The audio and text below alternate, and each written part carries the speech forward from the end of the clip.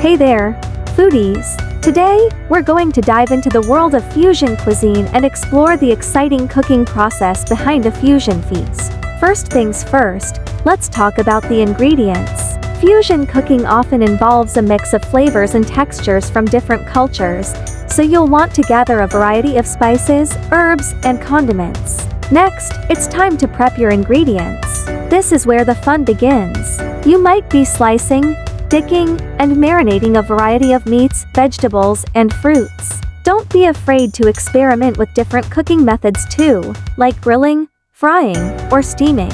Once your ingredients are prepped, it's time to start cooking. This is where the magic happens. You'll be layering flavors, mixing textures, and creating a symphony of tastes and aromas. And there you have it, folks. A fusion feast is all about creativity, experimentation, and a love for different cultures. So, why not give it a try? Who knows, you might just create your own masterpiece.